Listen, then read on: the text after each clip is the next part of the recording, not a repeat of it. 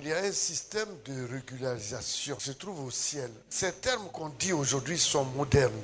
Ça devait exister dans la Bible. Si ça n'existe pas aujourd'hui, c'est certainement au décours de l'histoire et au décours des civilisations. Je vais vous dire que dans le livre de Genèse, il est écrit au chapitre 1er que Dieu a créé la terre et Dieu a créé les cieux.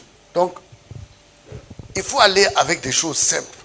Donc, il y a deux plans. Il y a un plan physique et terrestre et il y a un plan céleste. Et Dieu se trouve dans le plan céleste, au ciel. Et nous savons tous que la terre ne peut pas régler un problème. Matthieu 6, à partir du verset 33. Cherchez premièrement le royaume et la justice de Dieu. Toutes ces choses vous seront données par-dessus. Mais ça veut dire quoi, enfant de Dieu?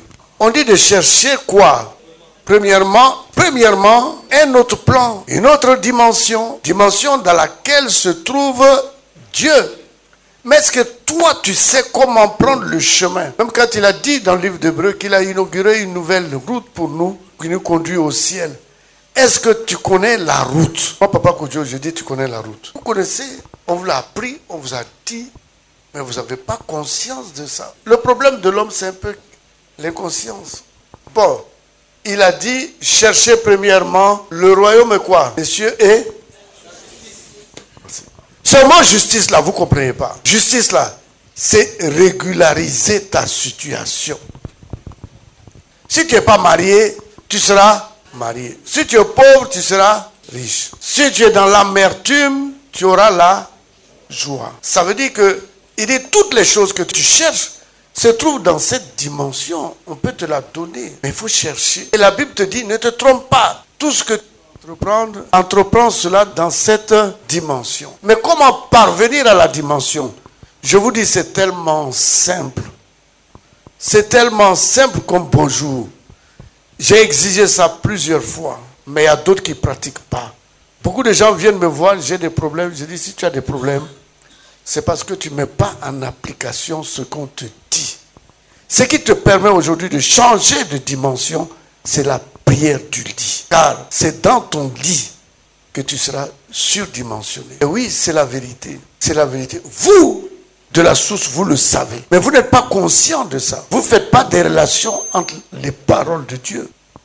Il y a un pont.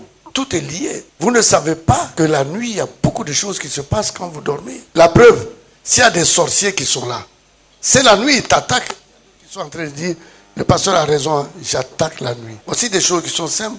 Moi, quand j'ai lu ce verset, je me disais, mais enfin, comment Dieu peut me dire de chercher premièrement l'invisibilité? Mais il est tellement intelligent qu'il faut le comprendre et le connaître. Vous êtes bénis, hein? Vous allez voir que dans ce mois-ci, beaucoup de choses vont changer dans vos vies. Vous allez avancer. Vous allez avancer. Et vous avancerez parce que Dieu veut que vous avancez. Jamais je vais m'amuser avec l'alliance. Jamais, jamais. Jamais je vais m'amuser avec la prière. Jamais je vais m'amuser avec les offrandes. Comme l'a dit Desmond, l'offrande est très très important. L'offrande s'appelle la respiration. Mais il prend le modèle sur qui? Il prend le modèle sur toi. Toi tu penses que Dieu ne peut pas te faire vivre sans respirer? Il peut te faire vivre sans respirer. Les anges ne respirent pas. Amen. Ils tirent leur énergie de Dieu. Mais nous, on respire. Parce qu'on est terrible et dangereusement dangereux. On oublie vite les principes de Dieu. On oublie tout. On se met à porte-à-faux par rapport aux choses qui sont importantes de notre vie. Vous pensez que c'est par hasard que Dieu va dire dès le premier jour de la semaine, mets à côté ce que tu vas donner le dimanche à l'église. C'est pour t'amener dans l'état de conscience. Tu te prépares. Celui qui va préparer un diplôme, il se prépare. Celui qui va se marier, il se prépare. Celui qui va voyager, il se prépare. Mais la meilleure préparation, c'est ta venue à l'église. Il faut savoir pourquoi je viens à l'église. Il faut fréquenter ton église. Le dimanche, tu ne peux pas être dans le lit. Et le dimanche, 8h30 doit te trouver à l'église parce que tu es conscient. Celui qui rémunère s'appelle Dieu. Et tout ça, il considère. Un ensemble de choses, il considère. Vous pensez que c'est par hasard que si tu passes le bac, il y a philo, il y a mathématiques, il y a instruction civique, il y a tout cela. C'est pour nous enseigner que Dieu même, avant de te valider ta vie, avant de donner ton agrément, il tient compte de plusieurs matières. La principale, c'est l'état de conscience. Regardez quelqu'un qui rentre dans une maison, qui va voler son frère. C'est ton frère, pourquoi voler ton frère? Mais si nous tous on était dans la charité, on était gentils. Ton frère a un besoin, il vient chez toi, tu lui donnes. Souvent je dis ici, quand quelqu'un vient te voler, s'il t'a volé 100 000 francs, il faut l'arrêter dans ta maison pour lui dire, hey, viens, tu as oublié, il y a la chaussure là, prends ça.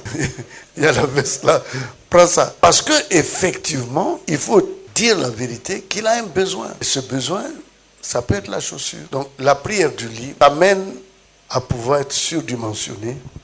Et là-bas, tu dois pouvoir régulariser ta situation. Avant de régulariser une situation, tu dois la présenter à Dieu. Je vous ai dit, le moment capital, au moment d'être exaucé, c'est pendant que tu fais la prière du lit. Parce que c'est dans la prière du lit que tu laves ton corps dans le sang de Jésus, ton âme dans le sang de Jésus, et ton esprit dans le sang de Jésus. Et en même temps, tu purifies ton lit. Vous pensez que c'est par hasard? Non.